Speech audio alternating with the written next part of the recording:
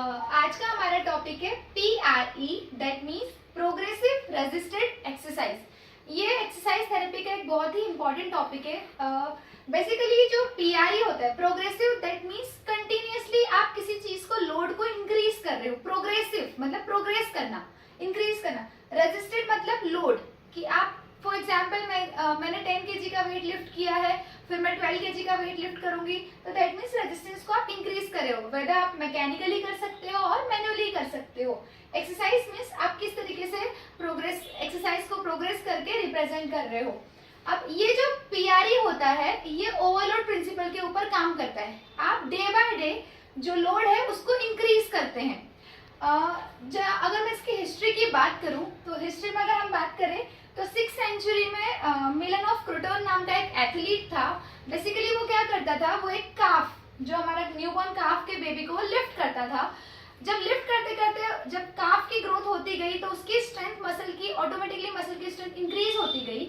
उसने क्या किया, जब वो रेसलिंग के टाइम पे जब जा रहा था, उसने काफ के जो काफ जब बड़ा हुआ, बुल के फॉर्म में जब डेवलप हुआ, वो बुल को लिफ्ट करके अपने जो है रेसलिंग के लिए पहुंचा वहां पर। तो इस तरीके से ये देखा। सबसे पहले इसके बारे में डिलोम, थॉमस डिलोम थे, उन्होंने इसके बारे में बताया कि जब आप कंटिन्यूअसली या प्रोग्रेसिवली आप क्या करते हैं, किसी पर्टिकुलर वेट को लिफ्ट करते हैं, तो आपकी मसल एडॉप्ट होकर वो वेट को क्या करती है, एडॉप्ट करने के बाद आपकी स्ट्रेंथ को डेवलप करती है। और PRE उसी के ऊपर बेस्ड है। PRE में अगर हमें एक इंपॉर्टेंट बात को जानना बहुत जरूरी है, that is RM, repetition maximum.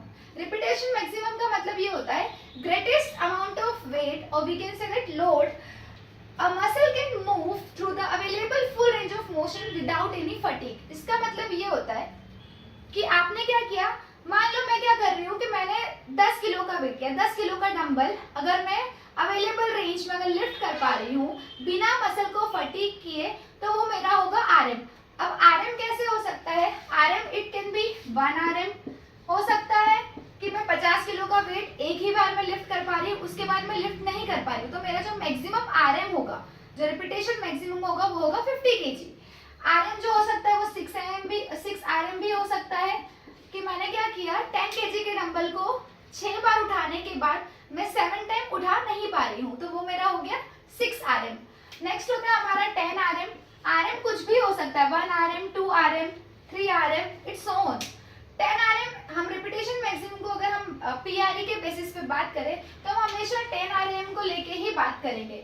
10 RM का मतलब ये होता है, जैसे मैं हमेशा डंबल की बात करी कि मैं 10 kg का जो डंबल है वो लिफ्ट कर पा रही हूँ। अगर मैंने 10 kg के डंबल को 10 टाइम्स, मतलब बिना मसल को फटीग किए, मैं कंटिन्यूअसली मैंने एक साइड रिपीट किया, सेकेंड टाइम रिपीटेशन किया, थर्ड रिपीटेशन किया, अगर ऐसा कंटिन्यूअसली मैं 10 बार 10 किलो के डंबल को लिफ्ट करती हूँ, तो जो मेरा मैक्सिमम RM होगा वो होगा 10 kg। जो होगा 10 RM जो होगा वो मेरा होगा 10 kg, क्योंकि 11th टाइम मैं वो 10 kg के डंबल को उठा नहीं पा रही हूँ। अब बेसिकली अगर हम बात करें जो PRE जिसके ऊपर हम जिसको डिस्कस करते हैं, वो उसकी कुछ टेक्निक्स होती है। There are 3 techniques. First one is DeLorme's and Watkins, जिन्होंने सबसे पहले इसके बारे में बताया था, थॉमस डिलोम्स ने एंड वैटकिंस ने।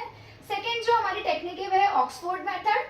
जो थर्ड हमारी टेक्निक है वो होती है McQueen method. Now moving further for the techniques, जो जैसा कि हमने पहले डिस्कस किया था, डिलोम एंड वैटकिंस टेक्निक, इन्होंने सबसे पहले रेजिस्टेड एक्सरसाइज के बारे में बताया था। उसके बाद ऑक्सफोर्ड की मेथड थी, and then the third is the McQueen's method. According to the DeLorme and the Watkins method, इनके अकॉर्डिंग क्या था, हम क्या करते हैं, एक्सरसाइज प्रोटोकॉल को 3 सेट्स में डिवाइड करते हैं, first set, second set and the third set. इनके अकॉर्डिंग क्या था कि आप जब भी पहला सेट एक्सरसाइज का प्लान करोगे, it should B 50% of 10 RM।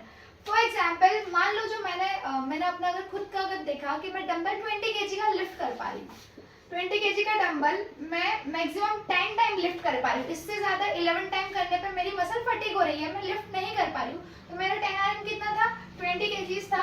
अब 20 kg का 50% कितना होगा, it should be 10। Then 20 kg का नेक्स्ट जो कितना होगा हमारा 75% कितना होगा, around 15, and the 100% is around 20। According to the डिलोम, इन्होंने क्या बोला था, जब भी आप एक्सरसाइज के सेट्स डिजाइन करोगे, तो first set should be 50% of the 10 RM। मानो मुझे 20 kg के कितने सेट करने हैं, 20 का कितना हाफ करना है, 10 kg की करना है। मैंने फर्स्ट सेट में 10 रिपीटेशंस करे, 10 बार मैंने 10 kg के डंबल को उठाया।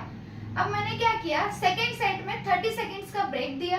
30 सेकेंड ब्रेक के बाद क्यों मैंने ब्रेक दिया, क्योंकि आपको क्या होगा कि मसल आपकी जो है वो रिकवरी में, इट टेक्स रिकवरी, और आपकी जो है एनाबोलिक, जो आपका एनारोबिक सिस्टम है वो काम करेगा। नाउ सेकंड जो सेट में एक्सरसाइज का प्लान करूंगी, जो सेकंड सेट होगा मेरा, मैं कितना वेट लिफ्ट करूंगी, 75% ऑफ 10 RM। मतलब मेरा जो 20 kg कितना, ये 10 RM मेरा कितना है, 20 kg मेरा 10 RM है, उसका 75% कितना होगा, अराउंड 15। मतलब जो नेक्स्ट सेट होगा मैं 15 kg का डंबल 10 टाइम लिफ्ट करूंगी।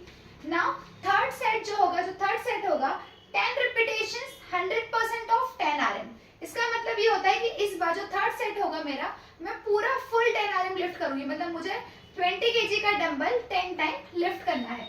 डिलोंग के अकॉर्डिंग क्या था, आप वेट को स्लोली इंक्रीज करोगे। पहले आपने 50%, पहले सबसे पहले आपका काम ये होगा कि आपको RM फाइंड आउट करना होगा, 10 RM फाइंड आउट करना होगा। मैंने अपना 10 RM फाइंड आउट किया था 20 kg का। उसके बाद मैंने क्या किया, 20 kg को फर्दर डिविजन्स लिए, फर्स्ट सेकंड थर्ड सेट में डिवाइड किया। तो इनके अकॉर्डिंग अगर आप ऐसा करते हैं तो आपकी मसल फटीग नहीं होगी। अगर आप मान लो मैंने अगर 100 kg का एक ही बार में लिफ्ट किया, सेकंड सेट में कर ही नहीं पा रही हूँ, तो अकॉर्डिंग टू डिलोम आप स्लोली इंक्रीज करते जाओ। अब डिलोम एंड वर्टिस के बाद जो नेक्स्ट टेक्निक है वो है ऑक्सफोर्ड मेथड। ऑक्सफोर्ड के अकॉर्डिंग क्या था, इन्होंने बोला आप पहले फुल सेट के साथ करवाओ, पहले आप 100% का सेट करवाओ, उसके बाद आप स्लोली डिक्रीज करो, 75% वेट दो, उसके बाद आप 50% वेट दो। मान लो अब जो मेरा फर्स्ट सेट होगा अकॉर्डिंग टू दी ऑक्सफोर्ड, जो फर्स्ट सेट है वो कितना होगा मेरा 20 का मैं लिफ्ट करूंगी। जो सेकंड सेट होगा वो मेरा कितना होगा, 15 kg का डंबल लेके मैं 10 टाइम लिफ्ट करूंगी।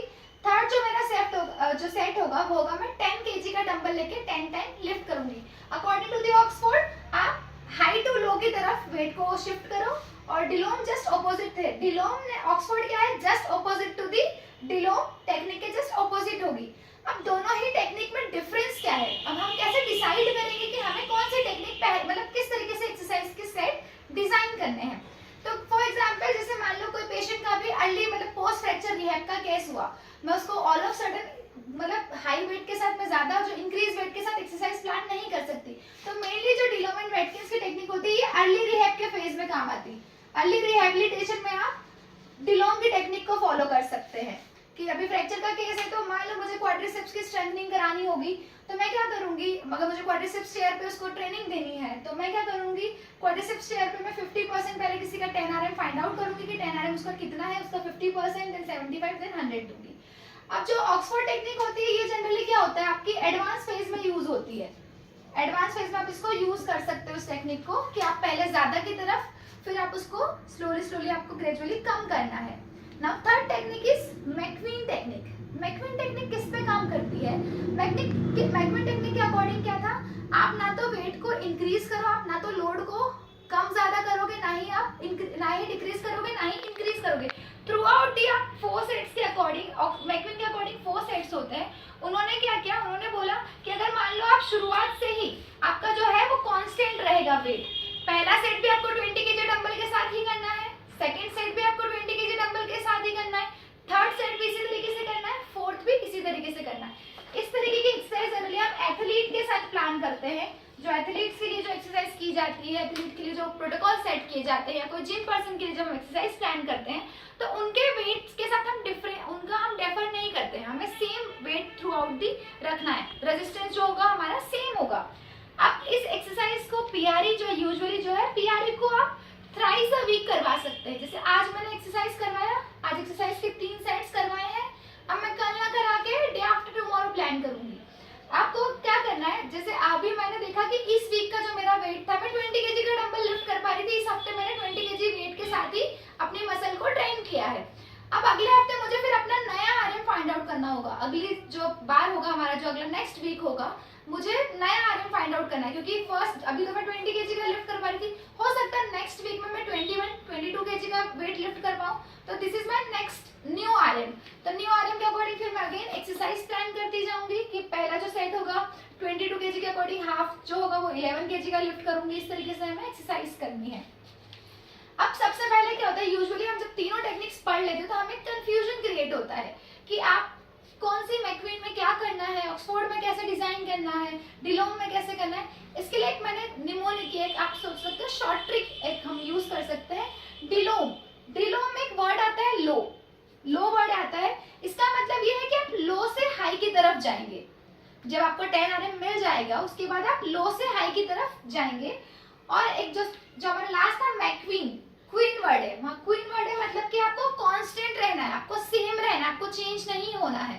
तो जो थर्ड बचता है वो हमारा ऑक्सफोर्ड। ऑक्सफोर्ड का मतलब सिंपल सा फंडा है, हाई से लो की तरफ जाएंगे, डिलोम में लो से हाई की तरफ, मैकवीन में सेम रखना है आपको, और जो ऑक्सफोर्ड होगा जो हमारा उसमें आपको क्या रखना है, हाई से लो की तरफ आपको एक्सरसाइज का प्रोटोकॉल प्लान करना है। जनरली डिलोम जो होगा वो अर्ली रिहैब फेज के लिए हम प्लान करते हैं, पोस्ट फ्रैक्चर रिहैब हो गया, या जो अभी जस्ट रिहैबिलिटेशन वाले फेज में एक्यूट फेज में आया ही है ना। ऑक्सफोर्ड का जो रहता है यूजुअली आप क्या करते हो, आपको हाई से जो एडवांस फेज होगा या इंटरमीडिएट जो फेज होते हैं रिहैबिलिटेशन के, आप उसमें डिजाइन कर सकते हो। और जो लास्ट होता है हमारा मैकवीन, वो आप कंसिस्टेंसी को मेंटेन रखने के लिए करते हो कि आपका जो है अपने मसल को आपने अडॉप्ट किया, उसकी स्ट्रेंथ को आपने इंक्रीज किया। So this is all about the PRE, that means progressive resisted exercise. और हम इसी तरीके से हमें एक्सरसाइज के प्रोटोकॉल डिजाइन करना चाहिए। Thank you.